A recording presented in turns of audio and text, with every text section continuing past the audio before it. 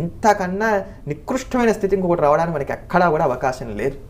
కనుక మొట్టమొదటిగా మనం అందరము కూడా ఎంత ఇంగ్లీషు క్యాలెండర్ను ఫాలో అవుతున్నప్పటికీ కూడా సంకల్పాదులు చెప్పుకోవడానికి మనకుండేటువంటి పర్వదినాలు, మనకుండేటువంటి ఇటువంటి సంవత్సరికాది క్రియలు, లేదా మనకుండేటువంటి పుట్టినరోజులు ఇలాంటివన్నీ చేసుకోవడానికి తెలుగు తిథులు అవసరం కనుక ఆ తిథులు నేర్చుకోవడం. ఉన్నవి 15 తిథులండి, పెద్ద ఎక్కువ కూడా లేవు. 15 తిథులు, 12 మాసాలు, 6 ఋతువులు బట్టి పడడానికి అట్టే సమయం కూడా పట్టదు.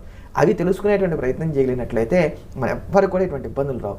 కనుక ఈ ధర్మనిధి కార్యక్రమాన్ని వీక్షిస్తున్నటువంటి వారందరికీ కూడా నేను కోరుకునేదల్లా ఒక్కటే, మొట్టమొదటి ముందు ఇవి నేర్చుకుందాం. ఇవి నేర్చుకుంటే సంకల్పం ఎలా చెప్పుకోవాలో కూడా మనకు తెలుస్తుంది. నిత్య సంకల్పం చెప్పుకొని పూజ చేయడం కనుక అలవాటు చేసుకున్నట్లయితే ఇట్లాంటి వాటన్నిటికి కావాల్సినటువంటి సమాధానాన్ని కూడా ఇట్టే దొరుకుతాయి. వెంకటేశ్వరరావు గారు మిమ్మల్ని నింద చేయట్లేదు, నేనేమి విషయం తెలుసుకోవడం కోసం మాత్రమే ఇక్కడ చెప్తున్నాను. కనుక మీ ఇంటికి దగ్గరలో ఉండేటువంటి పురోహితులను అడగండి. వారిని అడిగినట్లయితే కనుక ఆ రోజు ఉన్నటువంటి తిథి చెప్తారు, దాని ప్రకారంగా మీరు సంవత్సరికాలు చేసుకోవాలి.